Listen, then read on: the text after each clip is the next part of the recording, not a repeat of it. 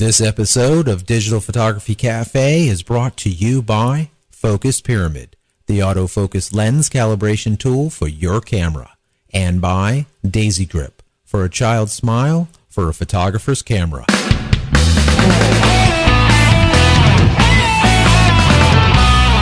Welcome to the Digital Photography Cafe. I'm Trevor Current, your digital marketing guy. And I'm Joseph Christina, your professional photographer. So grab a latte, pull up a chair, and join us as we chat about the art and business of photography. So hey everybody, welcome back to the show. Last week we talked about some great free tools to monitor your website, choosing the right camera bag to buy, spoke more about photographer rights and copyright, and finally we compared and contrasted the Nikon D800 versus the Hasselblad medium format cameras. If you haven't listened to last week's show, I encourage you to do so. You can find it on iTunes, listen in your car through Stitcher Radio, or simply head over to the website, digitalphotographycafe.com, and listen online. We are back, Joe, episode 64. How goes everything? Excellent. Another brutally hot day in Florida. Love it. Yeah. Well, what do you expect? You're in That's Florida. Right. That's right. That's right. That's why we love it here. We had like a torrential storm blow through yesterday. I mean, they warnings all over the TV, possible tornadoes. I felt like I was in Kansas or something.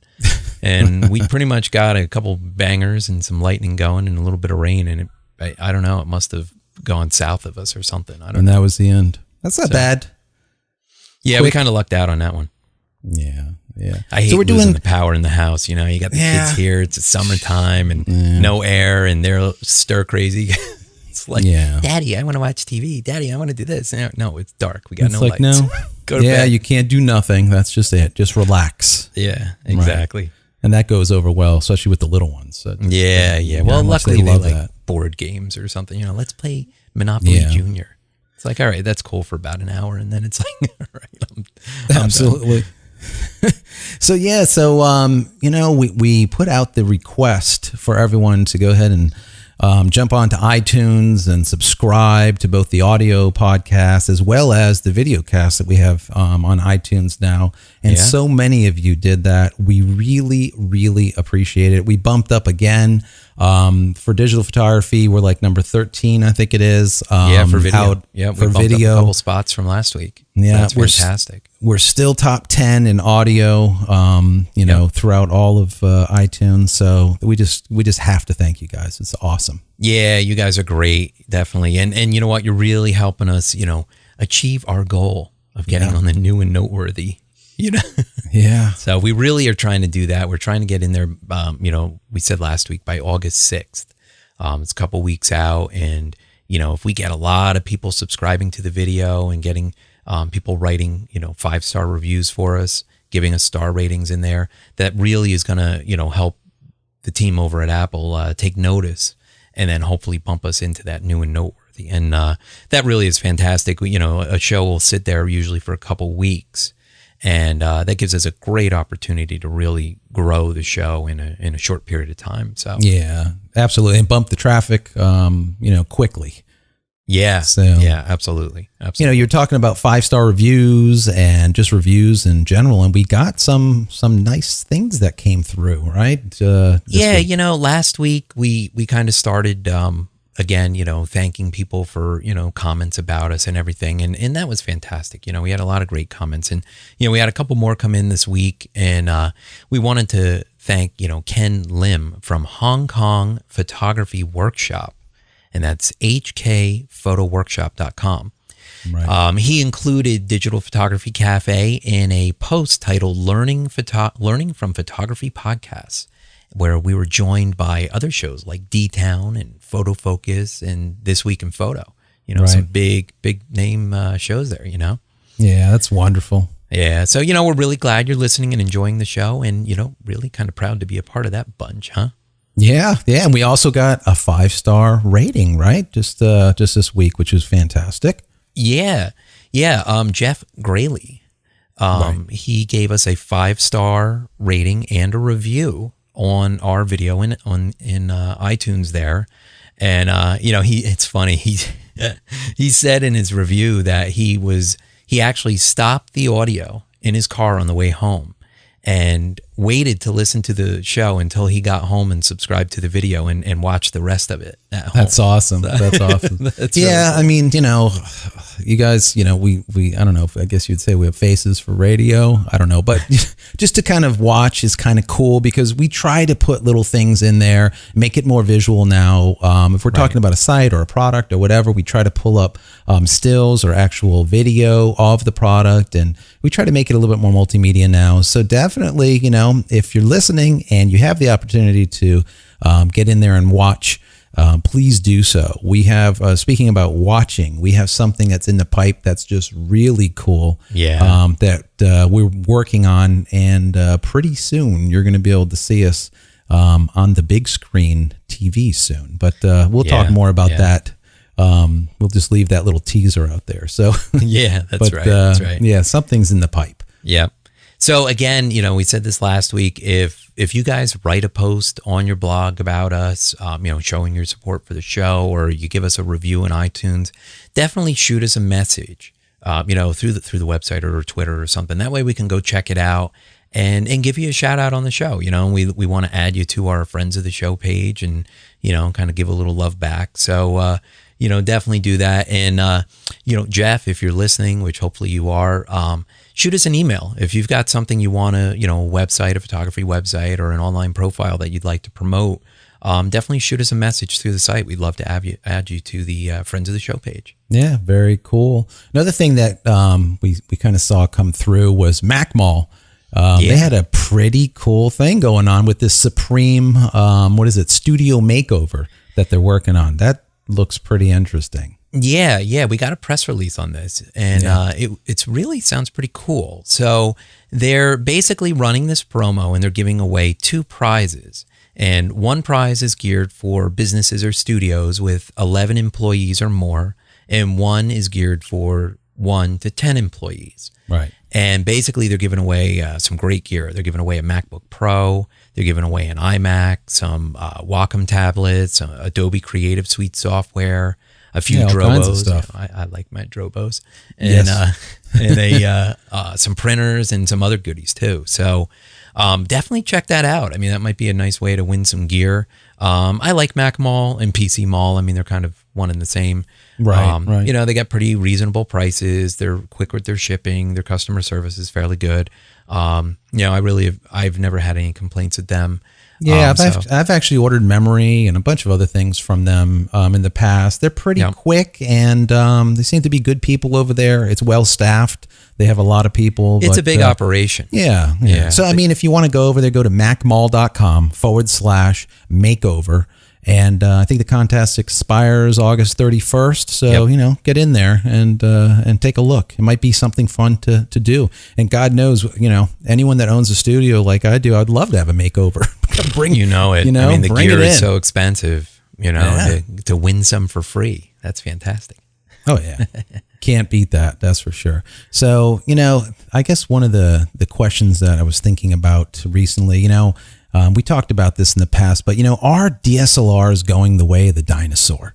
I was kind of dreaming about this a little bit, and I think I'm going to hold my ground and say I think they might be. But I tell you what, we'll talk about this and a couple other things as soon as we come back from this quick break. Have you ever tried to photograph a child who was on the move and wouldn't settle down? A child who just wouldn't give your camera the time of day no matter what tricks you tried? If so, we have some great news for you. Introducing the Daisy Grip, your go-to tool for capturing a child's smile. Just think of the Daisy Grip as your third hand. Just place it into your camera's hot shoe, insert the child's favorite toy or puppet, and let the smiles begin. Imagine the storytelling magic that you'll have at your disposal with a ferocious lion or a friendly monster sitting on top of your camera. For the ultimate attention getter, place your smartphone into the Daisy Grip and play the child's favorite cartoon. With the addition of a Daisy Grip bracket, you can free up your hot shoe for a flash or wireless transmitter. Let Daisy Grip put the space above your lens to work for you. Make this indispensable tool your new best friend. Head over to daisygrip.com/DPC to get the listener discount. The Daisy Grip. For a child's smile, for a photographer's camera. So Joe, did you see this new camera that Canon came out with this week? It's called the EOS M.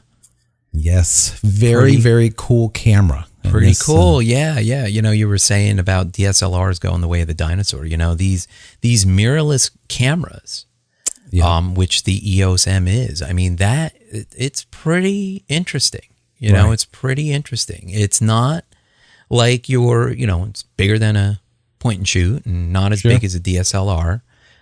No mirror, obviously, but this one actually has an APS-C size sensor in it, not a micro four thirds. Right, I think this is the first mirrorless, right? That has gone APS-C, I think, right? The bigger sensor. I'm not sure, to be honest with you, about that, but I know this is the first mirrorless. Let's just say it's one of the first. Right. Yeah. So I guess we shouldn't say DSLR is going the way of the dinosaur, which I think it is. But interchangeable lenses will be there. But I think the mirror is being ripped out. I really think so too. I mean, down the pipe. So many people with the new DSLRs are using live view to shoot. You're shooting video.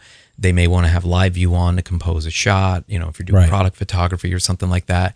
Really, do you need the optical viewfinder? I mean, yes, I guess sometimes you do. Sometimes in a bright sunlight, you want to jam your face up to the camera and look through the optical viewfinder. I mean, that's good and all, but I don't know, it's really interesting technology. Yeah. So this camera, let's look at some of the specs, because I know everyone listening, they're like, okay, so we have a mirrorless, APS-C sensor, Canon now.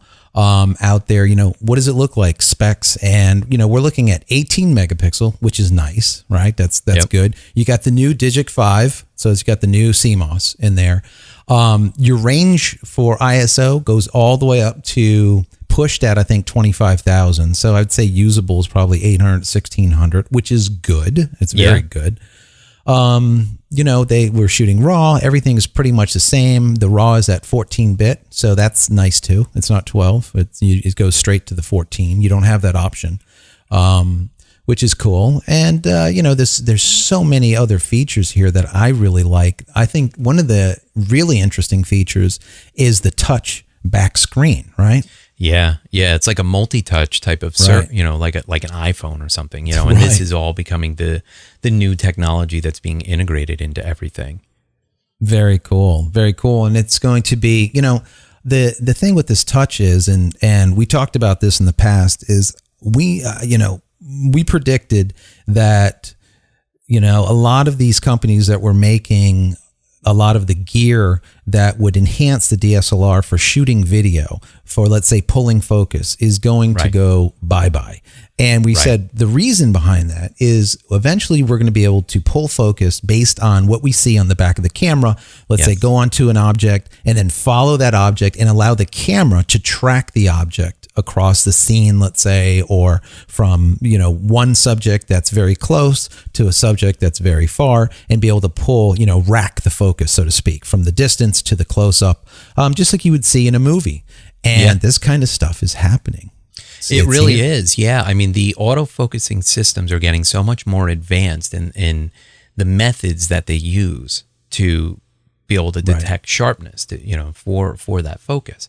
So to be able to take and, have a subject in the foreground, touch on their, let's say it's a person, touch on their face, have it focus on their face, and then a person, back further, you could touch on their face and then, it'll refocus. Right. Not only is that cool for still images, it makes your life a little bit easier. But it's fantastic for video. Yeah, that's great. And of course it shoots HD video. So there you go. I mean, now you can pull out some, beautiful imagery, and an APS-C size sensor is plenty big to do some really nice quality HD video. I mean, it's like the Rebel cameras. I mean, they're APS-C. I would the 7D. Yeah, exactly. That's what I was just going to say. The 7D. I would say that this, it's basically a 7D killer. I mean, at half the price. I mean, I don't know. I mean, we obviously haven't tried it yet, but the specs basically read as a 7D killer. I mean, you're looking at, on the video side of it, it's doing MPEG-4, which is what it should be, H.264, which is what it should be, stereo. On the mics, it does down the resolution. Now, this is what I'm always a stickler for. It does the 1080p at 30, 25, and 24 frames. That's great. There And you then go. Yep. then you can drop it down to 720p at 60 or 50. I like that it gives you both 60 and 50 because this way, a lot of times we'll shoot some 720 fast rate and then we'll drop it back to do some slow-mo. So a 60 would be great if you're shooting some 30. This way you can drop it back in half. And then also the 50 side would be great if you're dropping it back into like a 24 point, whatever, or a 25. So, and then it also does 640, the 640 by 480. So very cool. I mean, this is basically 7D type of video type of features. Yeah, and of course with the smaller body, you're not jamming a big compact flash card in this. This is an SD, SDHC, SDXC. Right. So all these high capacity little tiny cards, and a few shows ago we talked about some great deals that I got on Amazon, and the SDHC card was one of them. And I mean, like I said, what was it, like 32 gig card or some crazy thing like that for like really cheap. I mean, the media now is coming down so much that really it makes it a lot more feasible for you to shoot full 1080p video if you want. Yeah, no, absolutely. One of the things that I really liked about this was the lens in the kit that they give. This lens is crazy. It just completely makes sense. It's like, kudos to Canon for getting this straight. I mean, it's a 22 millimeter 2.0.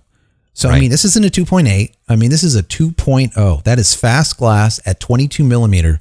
You take it's like a 1.6 conversion or whatever. So you're at like whatever it is, 40 Well, something. this lens may actually be designed for the crop sensor though, because this is the kit lens. Right. So it may be a true 22. I don't know. I'm going to guess. I don't believe it's an EF lens. It's an EF M, I think is what they call it. Which is the M for this camera. So it's probably been scaled back. I guess I'll have to look into that a little bit. We'll have to look into that. I'm thinking that it's probably 22 because they're getting it close to like a 35 millimeter base, I'm guessing. But I mean, I don't know. Don't quote us on this. But what's cool is it's a 2.0. It's fast glass. Fast.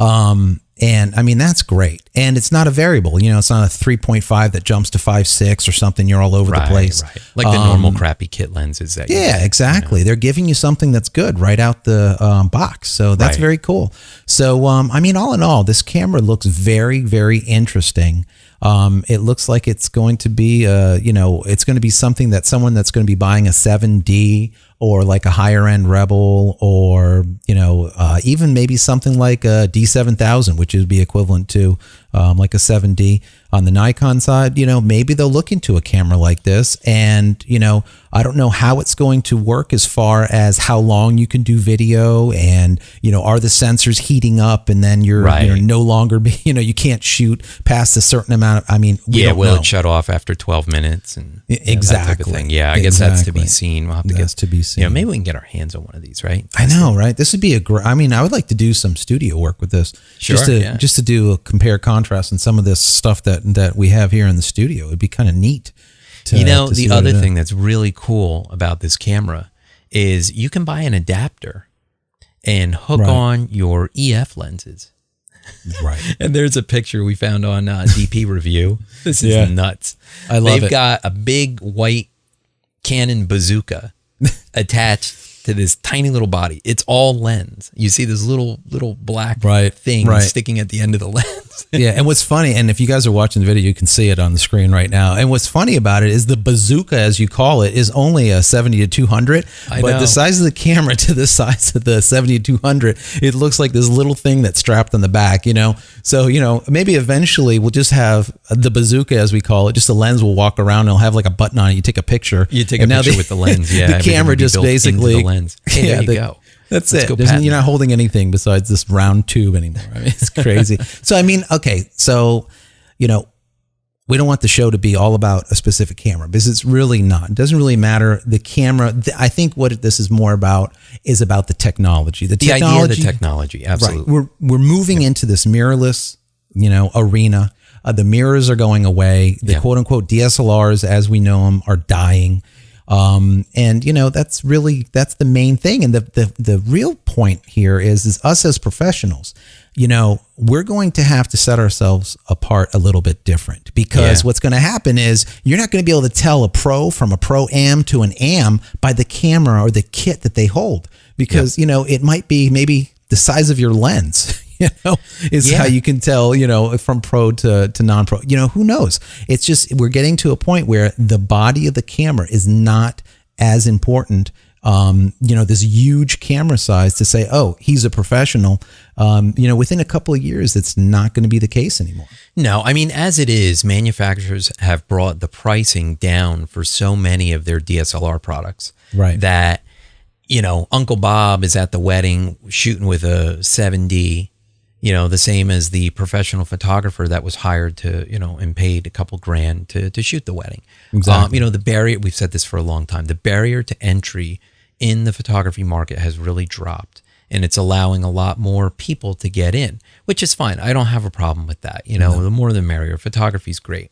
But yes, to stand out as a professional, I mean, right now we can get the big bodies, we can throw the battery grips on them, we can have the big flashes, and we can have the L bracket with the flash on the L bracket, all this stuff to make us look like a pro. But you're right. I mean, eventually we're going to be, potentially with lenses with these tiny little backs on them.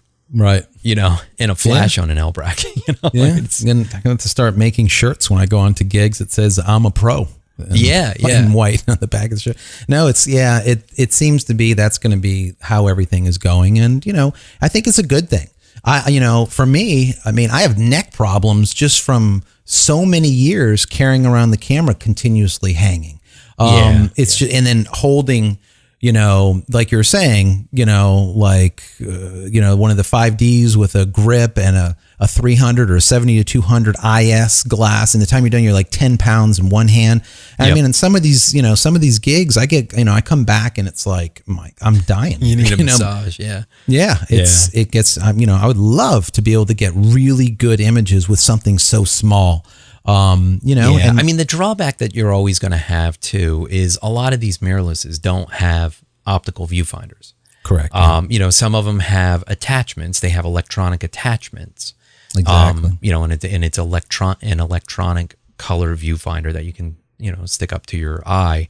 But I mean, you might see like Zacuto, eyepieces there on the back one of the Z finders or something. Yeah, these Z finders, right?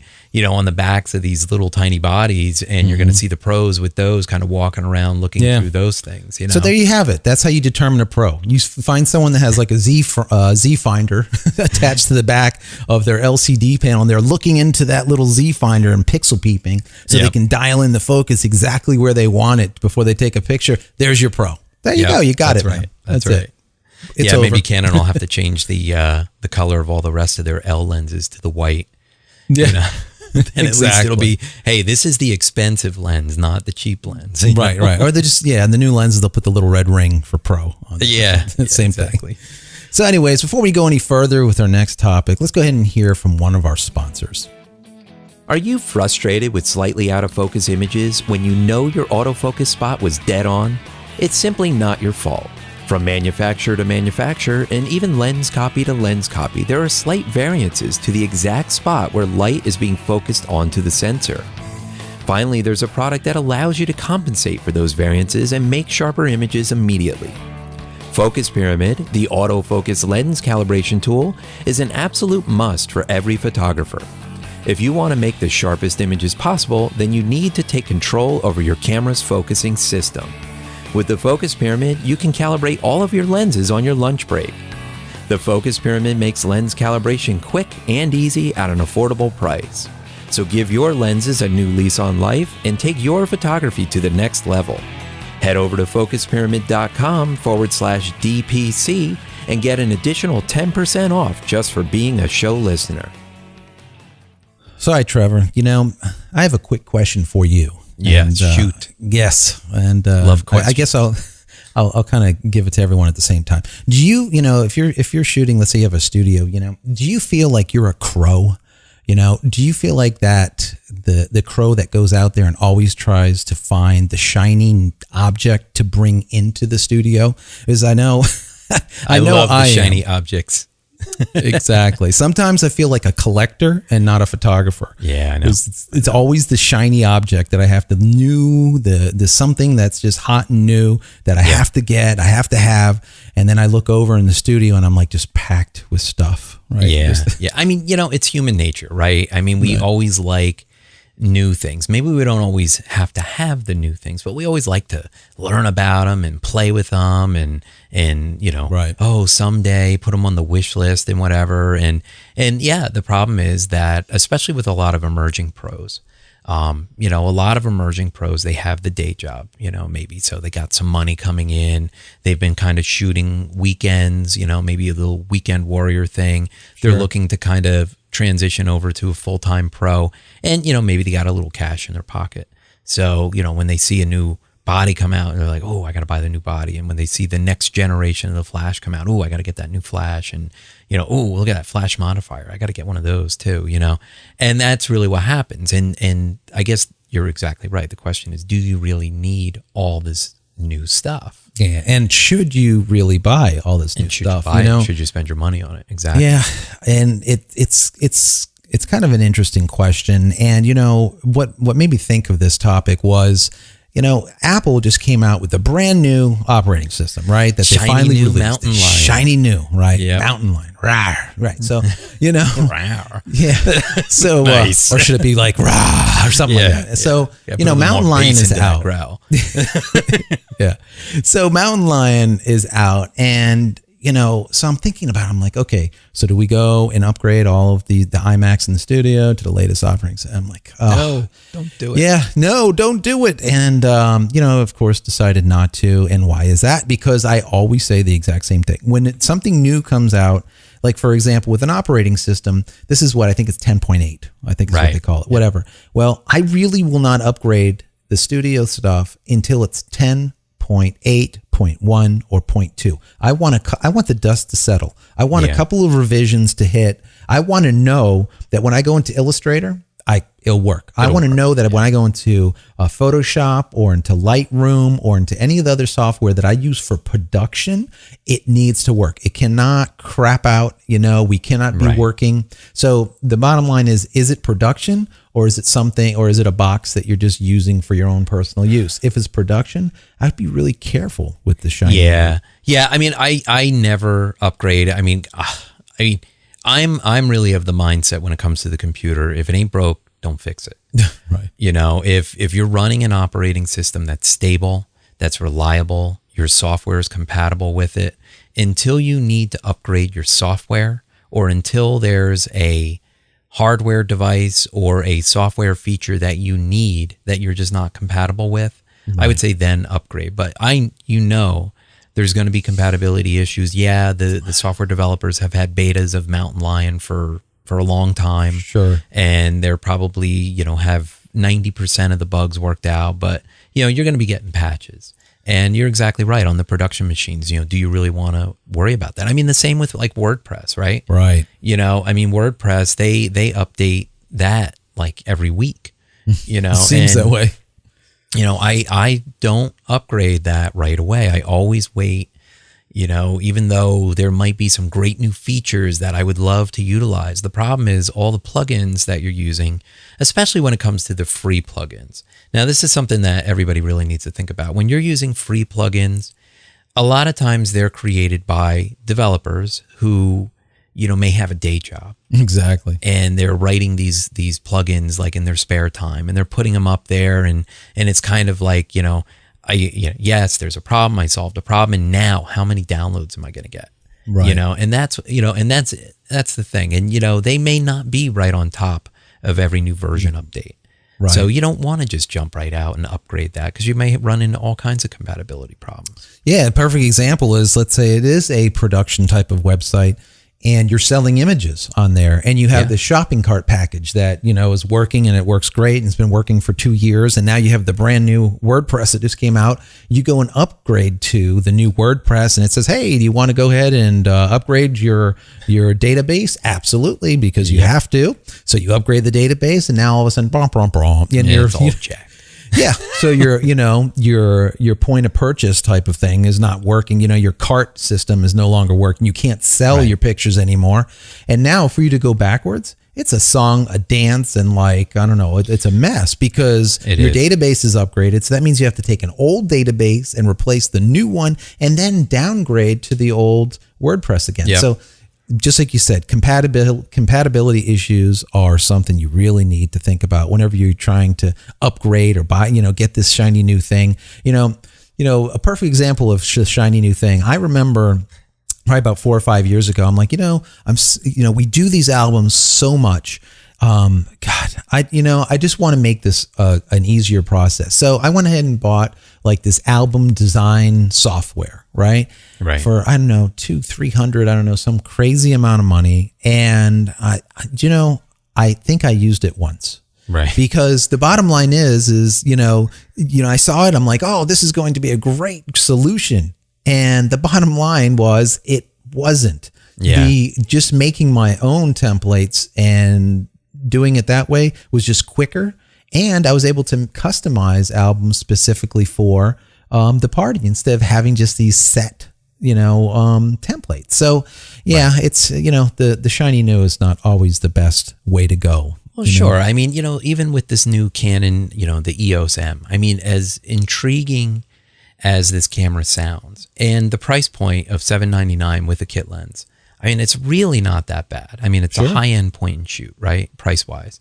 Yeah. It's really not that bad, but, do you need it? I mean, if you have a good camera, that's your production camera, and you want to have, a walk-around camera, then by all means, go out, get it if you got the cash. But, again, do you really need it? I don't know, Yeah,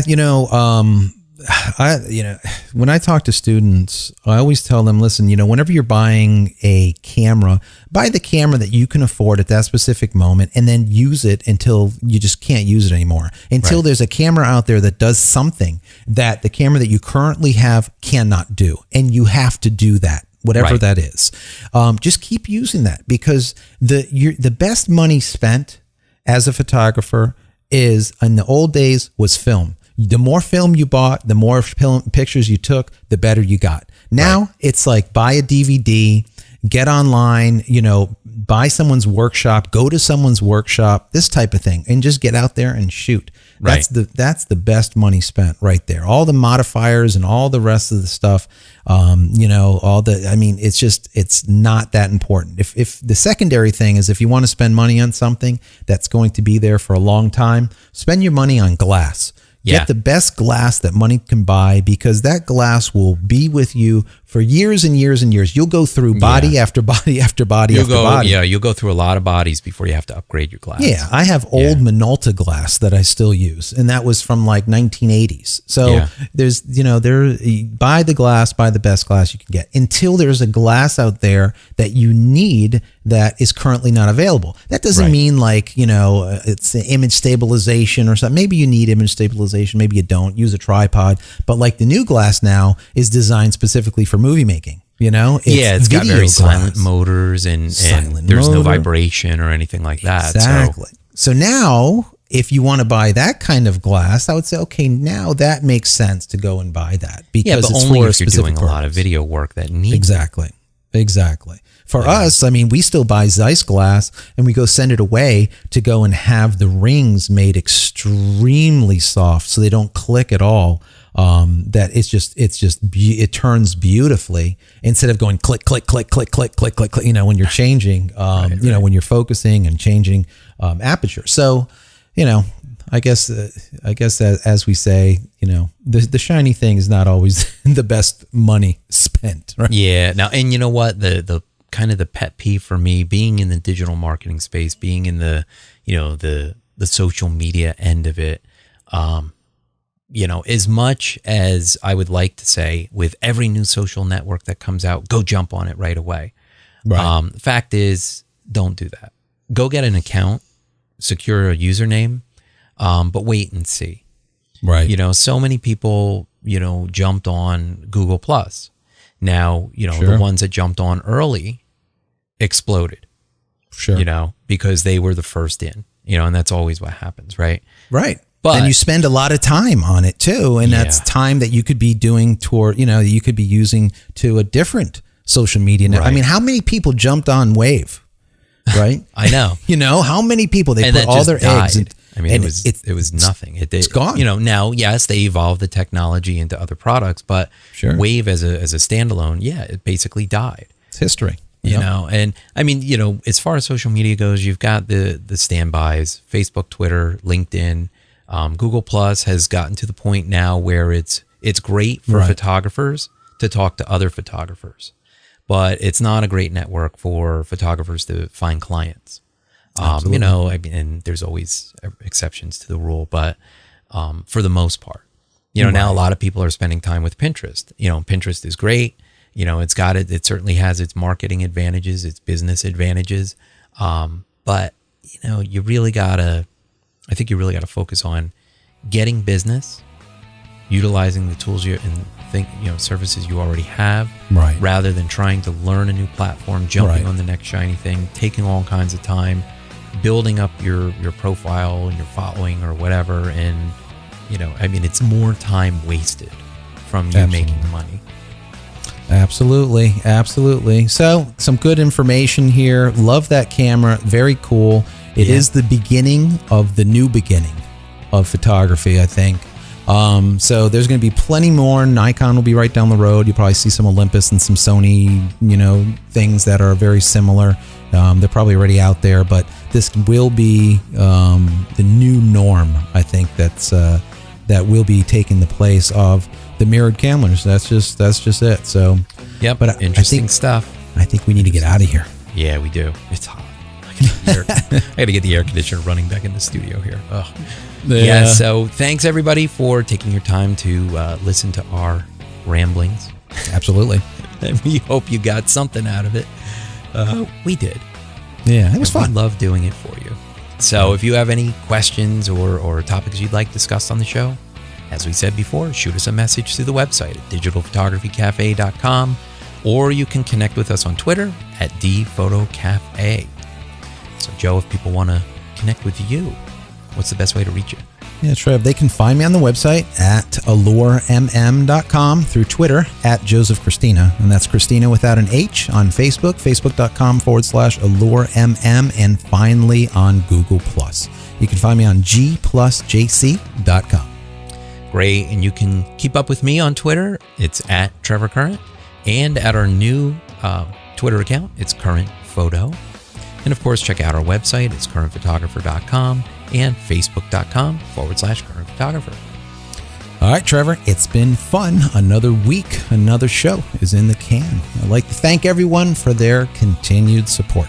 If you enjoy the show, we encourage you to subscribe for free in iTunes. Don't forget, both video and audio. Or you can subscribe via RSS and get us delivered directly to your computer automatically. If you're listening on the go, fear not. Everything that we've covered in this week's show and the past can be easily found in our show notes. You can find it on the website, digitalphotographycafe.com. Once again, keep your questions and comments coming, and we'll talk to you next week.